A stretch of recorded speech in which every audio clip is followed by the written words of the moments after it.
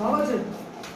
আচ্ছা, আমরা মাধ্যমিকের তড়িৎ প্রবাহ রাসায়নিক বিক্রিয়া চ্যাপ্টারটা পড়েছি। আমরা এখানে জেনেছিলাম ক্যাথোড এবং অ্যানোড। কি ভাস্কর কি বলছি? ক্যাথোড হচ্ছে,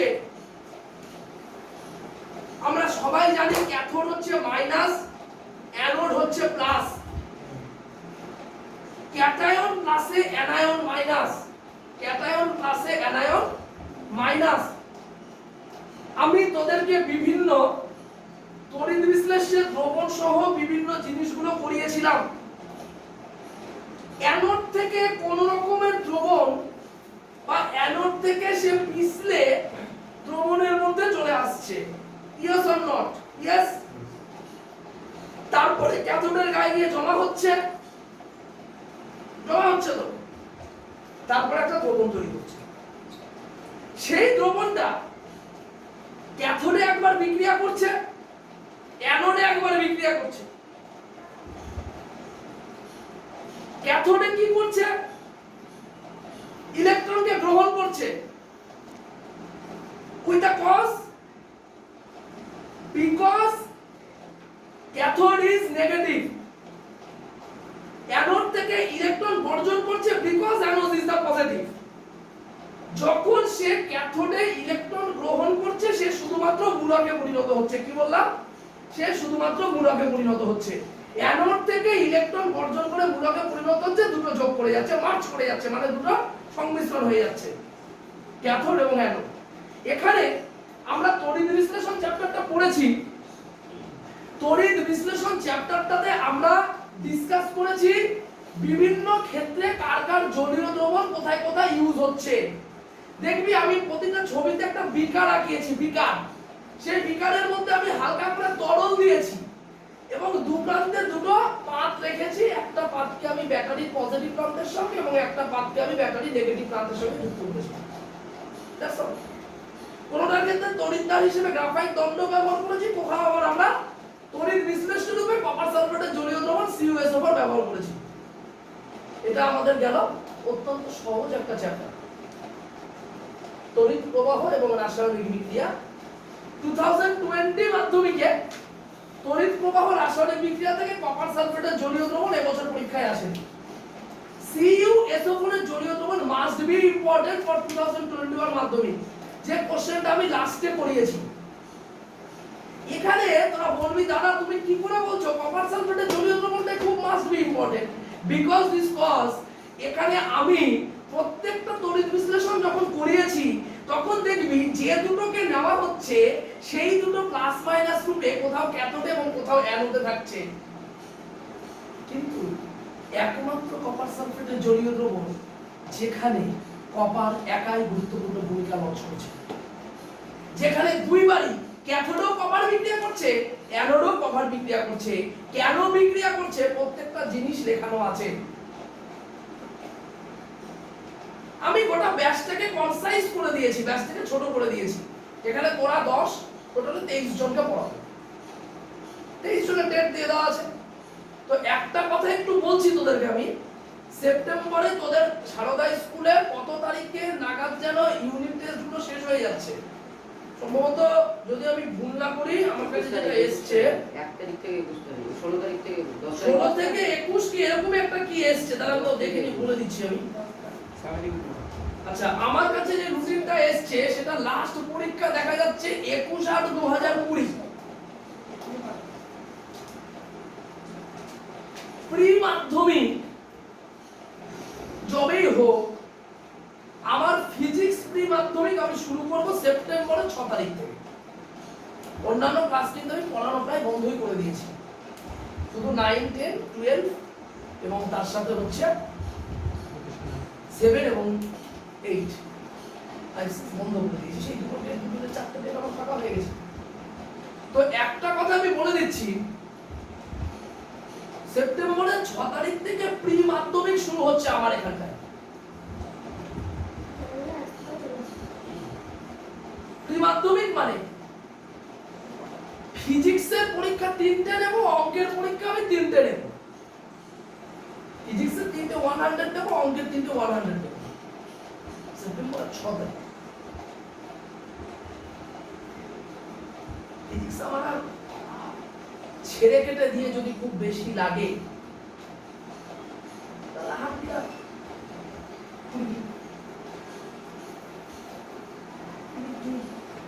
দিন লাগতে পারে, লাগার কথা না।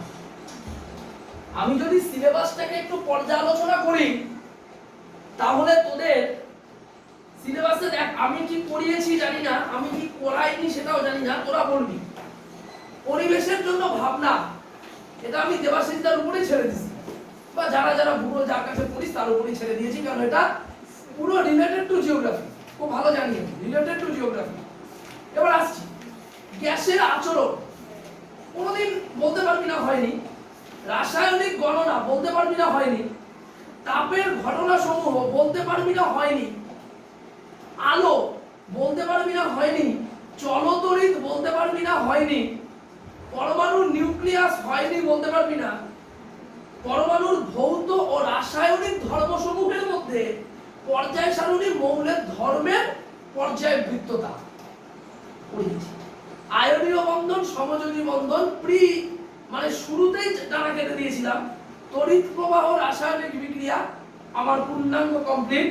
পরীক্ষাগার ও রাসায়নিক শিল্পে অজৈব রসায়ন, এটার জন্য না, এটা হয়নি, মানে এটা একটা আমি যেটা বলতে চাইছি, এটা তোদের একটা ডেমো দিয়েছি।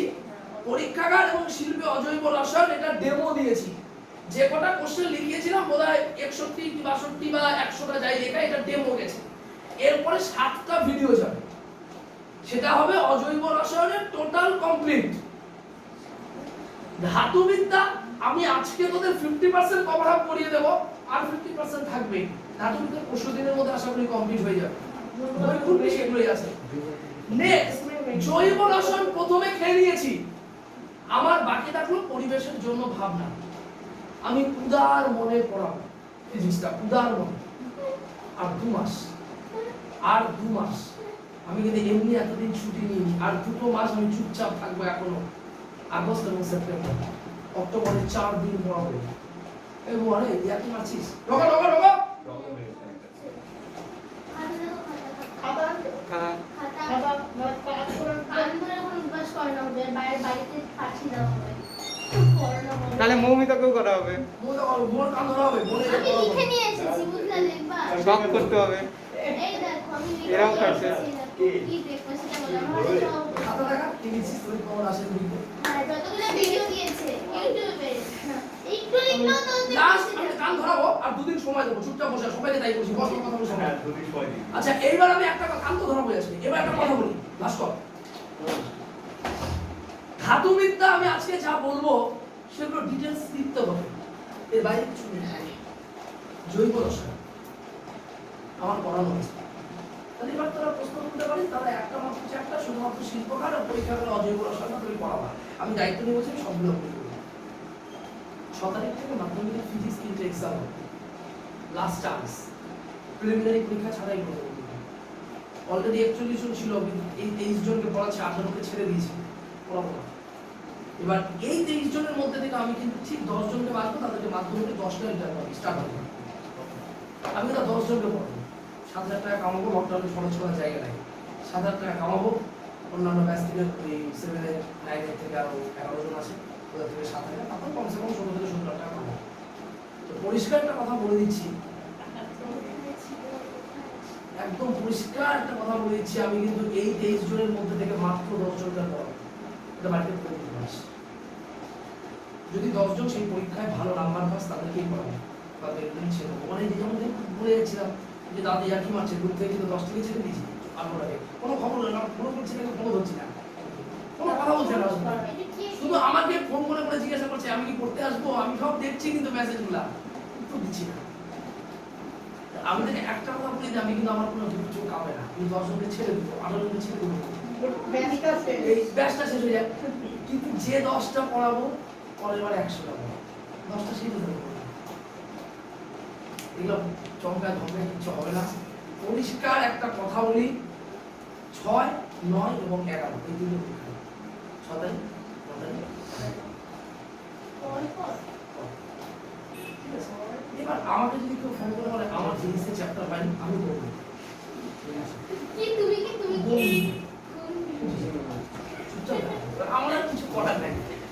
বই আর পুনরায় কমপ্লিট আমার বাবার ক্ষমতা নেই। আমার তো নাই 6-9-11 কি মাসে না সামনের মাসে? সামনে মাসে। বলো 15 তারিখে তোমাদের একটা ভালো গিফট, এই বাজারেও একটা ভালো গিফট থাকবে। স্যানিটাইজারের একটা বড় ডিব্বা। ছেলেটাকে স্নান করতে লাগলো। স্যানিটাইজারে সুইমিং পুলে গেলে স্নান করে দেবে। সেপ্টেম্বর অক্টোবরে 6, 9, 11 ও আচ্ছা। ও আচ্ছা। এত টাইম আছে। 6, 9, 11 এটা আগস্ট সেপ্টেম্বর 6, 9, 11 পুজোর 4 দিন আছে না?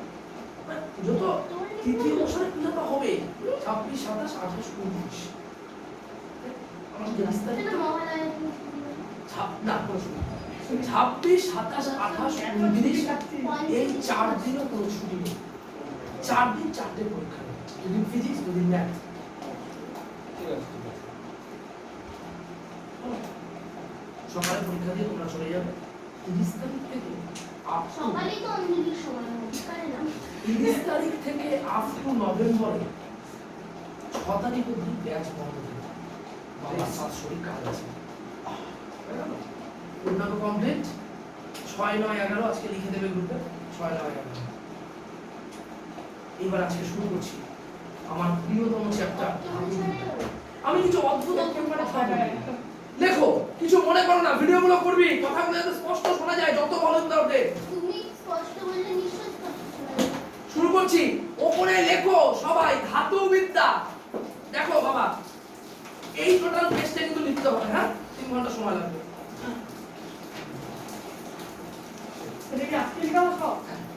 কেন ছবি দিলাম আমি বাড়িতে সুন্দর করে লিখবো, হাতে লিখে খুবই সুন্দর এগুলো করে লিখবো। প্রত্যেকটা লাইনে লাইনে বোঝাতে হবে। ধাতুবিদ্যা লিখেছো? দেখো এগুলো সবাই মার্কসের ভূমিকা ছাপ, উপরে হিসাব কি পারিস না লেখ, ভালো লাগছে না কিন্তু। ধাতুবিদ্যা লিখেছিস, একটা ছোট্ট বক্স কর। মানে মানে এরকম বোন দেখে নেয়, এরকম একটা বক্স দে। এর ভিতরে লেখ Fe Cu Zn and Al. কন্টিক বক্স। তোমরা ক্লাস 6 এ অঙ্ক কার কাছে করতে? ক্লাসিক আনন্দ হয়ে গেছে। এই তো নবীন সরকার নামে একটা টিচার আমরা হয়ে অঙ্ক করতে, তোমরা সবাই করতে তাই। না না দেখো একটা সিস্টেম শেখো, এগুলো লাগবে। ডি ই এফ এই ত্রিভুজের ছেদবিন্দু কটি? কি কি?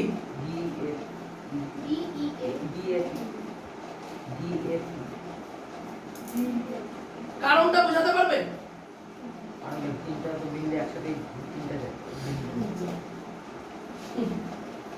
দেখো বাবা, এই লাইনটার দাগটা এখানে যাচ্ছে না, আর এই লাইনটার দাগটা এইখানে আসছে না? আসছে।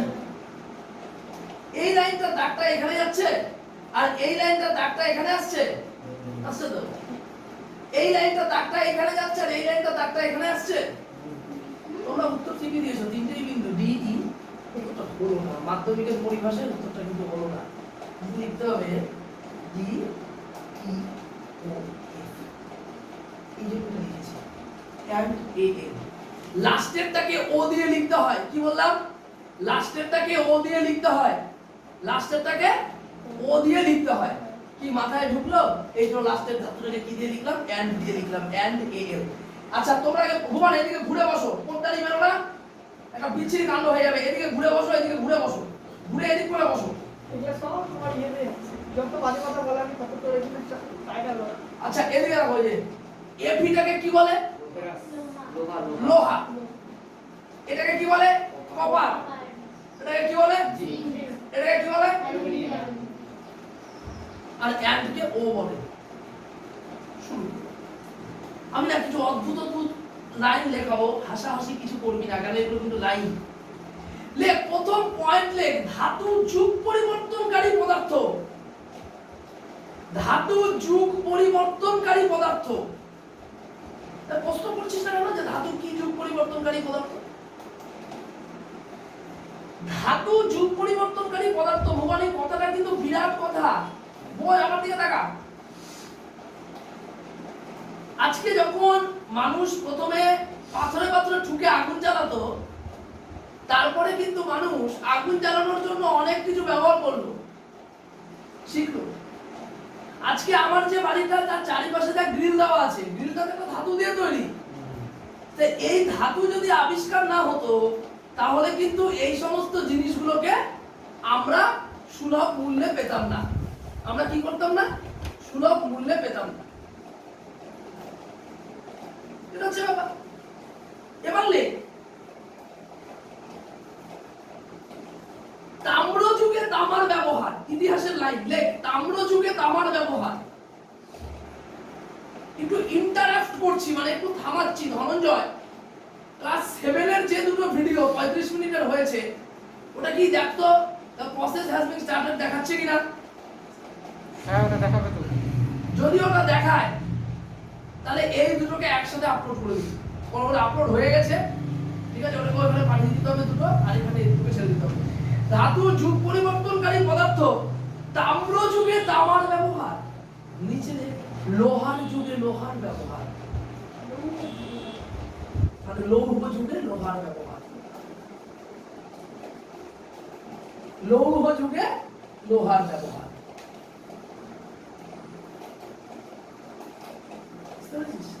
লৌহ যুগে কিসের ব্যবহার?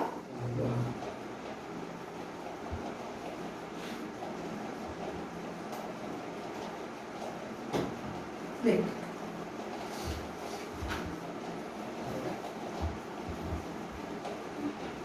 উপরে হেডিং কর আয়রন, উপরে হেডিং কর আয়রন,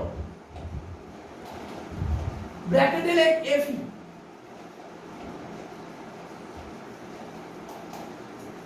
এবার তোরা বলবি দাদা এটা লেখানোর দরকার কি? লোহা তো লোহায় ব্যবহার আসলে আমরাও লিখে দেবো, তো মাধ্যমিক হবে না। লে, এবার পার্ট কোশ্চেন হয়ে যাবে, এখানেই কোশ্চেনটা ঘুরাবে বোর্ড। লোহাকে ক ভাগে ভাগ করা যায় ও কি কি? লোহাকে ক ভাগে ভাগ করা যায় ও কি কি? এত সুন্দর পিকচার কোয়ালিটি, এত সুন্দর প্রোনাউন্সিয়েশন, বানানে ভুল নাই। আমি তো প্রথমে এটা দেখে ভাবছি তুমি ঠিকঠাক শুরু করে দিবা, তাহলে ও না তুমি তোর মাস্টার, তুমি তোর ভিডিও করো মাস্টার মশাই। এত সুন্দর পিকচার, প্রতিটা ওয়ার্ড বোঝা যাচ্ছে কিন্তু। সত্যি, আমি তো তোর ভিডিওটা দেখে সত্যি খুবই ভাবছিলাম যে আমি কেন তবে দাদার ভিডিওটা আমি একটা অন্যতম ভিডিও, যেটা অন্য মাস্টার থাকে না, তাহলে হাফ প্যান্ট পরে ভিডিও চলে। সানগ্লাস পরে ভিডিও ছেড়ে। তাহলে লোহার ব্যবহার, না লোহাকে ক ভাগে ভাগ করা যায়, আজকে শিখবি। লেখ কাস্ট আয়রন, লেখ কাস্ট আয়রন,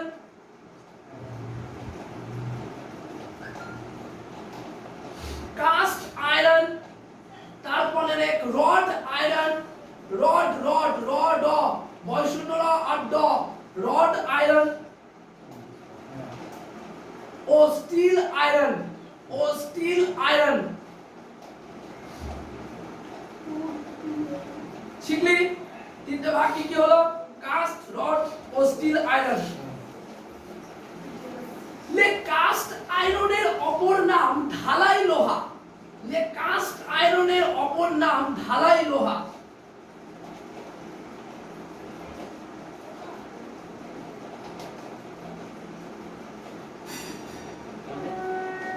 ঢালাইয়ের কাজে ব্যবহৃত হয়, বাড়ির ঢালাই ঢালাই যে করে, ঢালাই লোহা।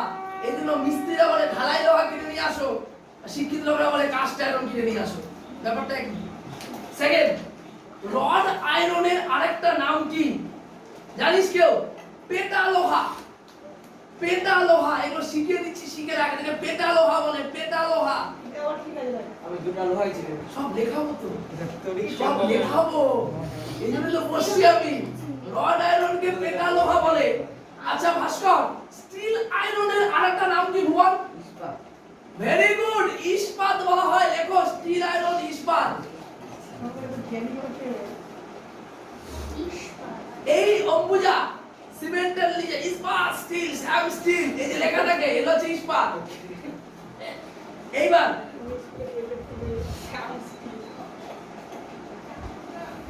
আচ্ছা, এবার কোশ্চেন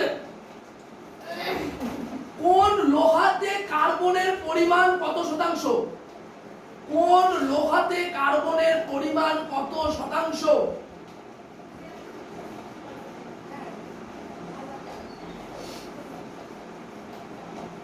মনে করবে হয়তো তারা ইতিহাস লেখাচ্ছে, ভালো লাগবে 21 মাধ্যমিকটার পর আমাকে লাগতেই হবে, এর বাইরে কোশ্চেন করার কোনো জায়গা পাবে না। আমি গোটা বইটা ঘেটে ঘ করে ফেলছি, জায়গা পাবে না। দেখো কোন লোহার মধ্যে কার্বনের পরিমাণ কত? প্রথমে লেখো কাস্টের মধ্যে, কাস্ট আয়রনের মধ্যে কার্বনের পরিমাণ, কাস্ট আয়রনের মধ্যে কার্বনের পরিমাণ, কাস্ট আয়রনের মধ্যে কার্বনের পরিমাণ 2% থেকে 4%।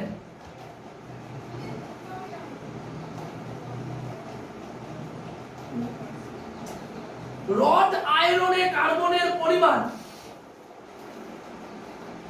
রড আয়রনে কার্বনের পরিমাণ 0.1% থেকে 0.15%, 0.1% থেকে 0.15%। স্টিল আয়রনে কার্বনের পরিমাণ 0.15 থেকে 1.5%, 0.15% থেকে 1.5%।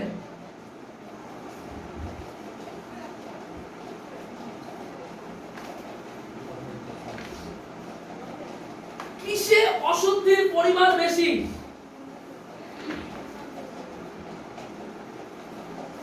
কোন আয়রনে অশুদ্ধির পরিমাণ বেশি? পাটে পাটে কোশ্চেন, কোন আয়রনে অশুদ্ধির পরিমাণ বেশি?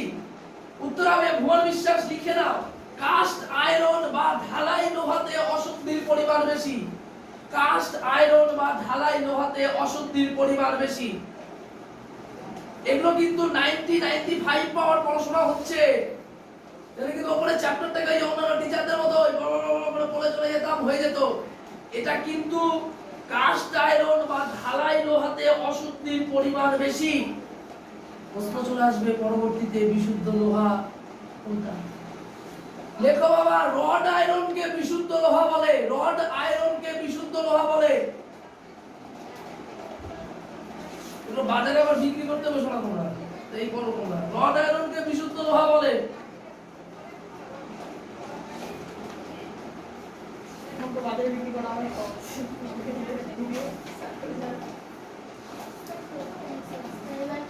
ঠিক আমাদের সাবস্ক্রাইবার বেশি হবে, কারণ আমাদের পরিচিত। হেডিং করো কাস্ট আয়রনের ব্যবহার।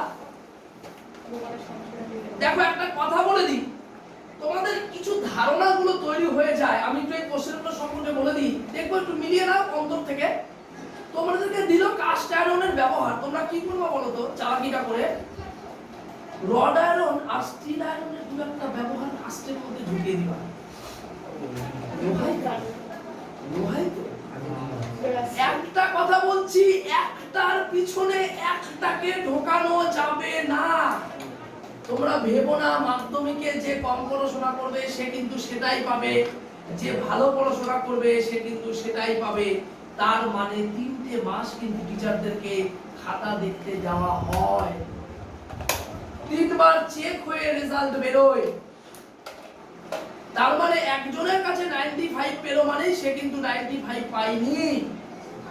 লাস্টে হেড এক্সামিনার চেক করবে, সেই সাবজেক্টের এইচওডি থাকে, হেড অফ দ্য ডিপার্টমেন্ট থাকে প্রতিটা জেলায়, সে চেক করবে, লাস্ট ফাইনাল সিগনেচার করবে, মাধ্যমিক রেজাল্ট প্রকাশ করবে। অতএব এটা ভেবো না যে রডের জায়গায় স্টিলের ব্যবহার, স্টিলের জায়গায় ইস্পাতের ব্যবহার দিয়ে ঢুকিয়ে দিবা আর টিচাররা খেয়ে নেবে, এটা কিন্তু ভাবার কোনো কারণ নেই। তোমাকে আমি যা লেখাচ্ছি বাবা সেটাই লিখতে হবে যদি নাম্বার এবং ভালো রেজাল্ট করতে হয়। তো লেখো কাস্ট আয়রনের ব্যবহার। দেখো নর্দমার পাইপ,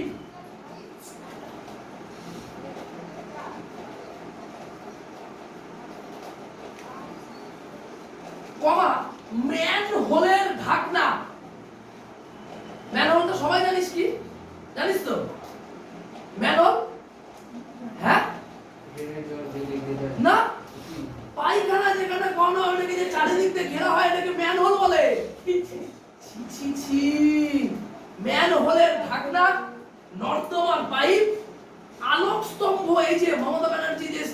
এগুলো করেছে, ঠিক আছে? এটাকে বলে আলোক স্তম্ভ প্রস্তুতিতে। ভাই একটার জায়গায় একটার ব্যবহার লেখা যাবে না কিন্তু। নর্দমার পাইপ, ম্যানহোলের ঢাকনা, আলোক স্তম্ভ, রেলিং ও কড়াই। রেলিং মানে যে সিঁড়িতে রেলিং গুলো দেয় রাস্তায়, রেলিং কমা কড়াই ও ইস্ত্রি তৈরিতে ব্যবহার করা হয়। ইস্ত্রি। একটু আলাদা লিখো না।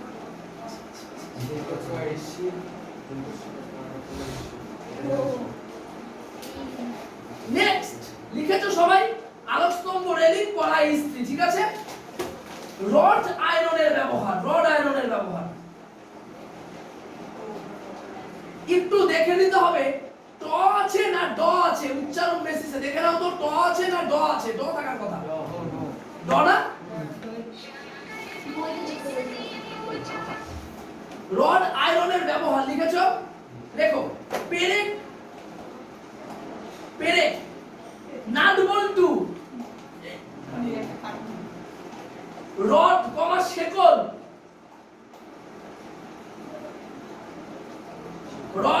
শেকল, তড়িৎ চুম্বকের মজ্জা তৈরিতে ব্যবহৃত হয়। মজ্জা মানে হচ্ছে একটা না তৈরি করা জিনিস, একটা কবজা টাইপের মজ্জা, শক্ত। তড়িৎ চুম্বকের মজ্জা তৈরিতে ব্যবহৃত হয়। এইবার হ্যাঁ ট না, ট দিচ্ছে না সব জায়গায়, সব বই কি ট দিচ্ছে? তাহলে ট করে নিতে হবে, এটা ট এর জায়গায় ট করে নিতে হবে।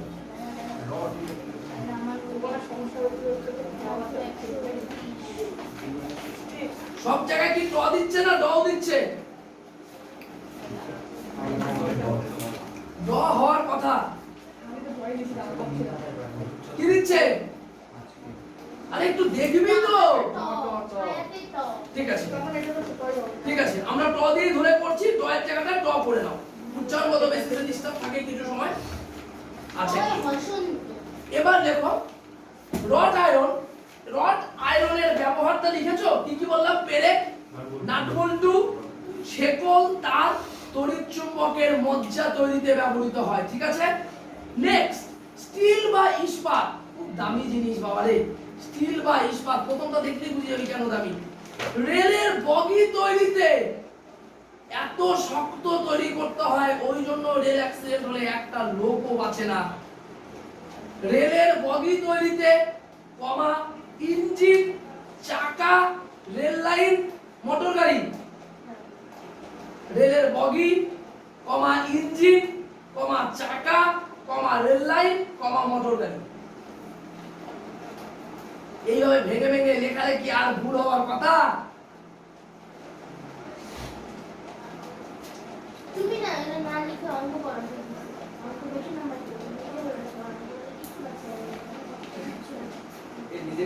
সেকেন্ড পয়েন্ট ওটাই কিন্তু লাঙল ও ট্রাক্টরের কলা, মানে যেটা দিয়ে যে পিষে দিয়ে চলে যায়, লাঙল ও ট্রাক্টরের কলা কমা জলের পাম্প তৈরিতে ব্যবহৃত হয়। জলের মেশিন পাম্প দেখিস নি তোরা বলি, জল মেশিন আগে। লাঙল ও ট্রাক্টরের ফলা ও জলের পাম্প তৈরিতে ব্যবহৃত হয়। লাঙল ও ট্রাক্টরের ফলা ও জলের পাম্প তৈরিতে ব্যবহৃত হয়। 3 নাম্বার, যুদ্ধ জাহাজ, যুদ্ধ বিমান, যুদ্ধ বিমান কমা ক্ষেপণাস্ত্র ইস্পাত ও স্টিল তৈরিতে ব্যবহৃত হয়।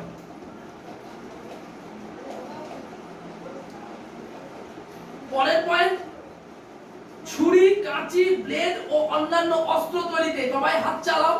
ছুরি, কাঁচি, ব্লেড ও অন্যান্য অস্ত্র তৈরিতে। ছুরি, কাঁচি, ব্লেড ও অন্যান্য অস্ত্র তৈরিতে ব্যবহৃত হয়। ছুরি, কাঁচি, ব্লেড ও অন্যান্য অস্ত্র তৈরিতে ব্যবহৃত হয়।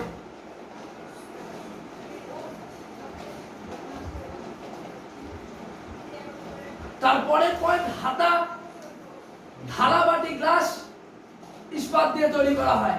হাতা, থালা, বাটি, গ্লাস ইস্পাত দিয়ে তৈরি করা হয়। হাতা, থালা, বাটি, গ্লাস ইস্পাত দিয়ে তৈরি করা হয়। এইবার লোহা কমপ্লিট। Next copper. তামা বা কপারের ব্যবহার।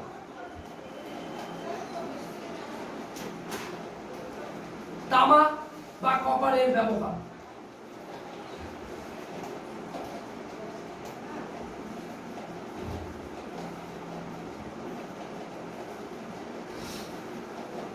প্রথম পয়েন্ট, তোরা বলতে পারবি না, আমি জানি তোদের পড়াশোনাটা বাড়িতে হচ্ছে না।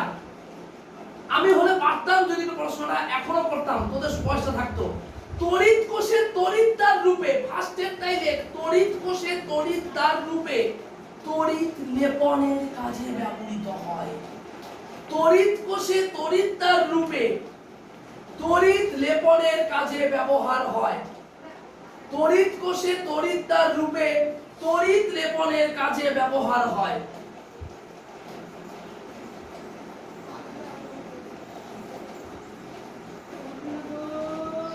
নেক্সট, উচ্চ তড়িৎ পরিবাহিতার জন্য, উচ্চ তড়িৎ পরিবাহিতার জন্য, নেক্সট পয়েন্ট, উচ্চ তড়িৎ পরিবাহিতার জন্য টেলিগ্রাফ, টেলিফোনের তার, উচ্চ তড়িৎ পরিবাহিতার জন্য টেলিগ্রাফ, টেলিফোনের তার ও ওয়্যারিং এর তার হিসেবে, ও ওয়্যারিং এর তার হিসেবে ট্রান্সফরমার,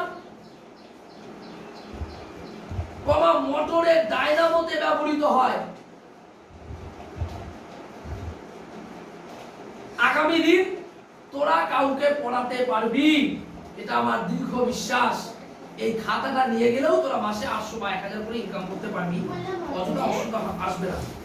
টেলিগ্রাফ, টেলিফোনের তার ও ওয়্যারিং হিসেবে, ওয়্যারিং এর তার হিসেবে ট্রান্সফরমার ও মোটরের ডায়নামো হিসেবে ব্যবহার করা হয়। এর আগে বলেছি তড়িৎ কোষে তড়িৎদ্বার রূপে তড়িৎ লেপনের কাজে ব্যবহার করা হয়। ডায়নামো জিনিসটা কি? ডায়নামো হচ্ছে এই যে যান্ত্রিক শক্তিকে তড়িৎ শক্তি ঘোরানো হয়, ভরভর করে ঘুরে যায়। ও আমরা চেক করলো ডায়নামো জানি কিনা দাদা, জানি। রান্নার বাসনপত্র, রান্নার বাসনপত্র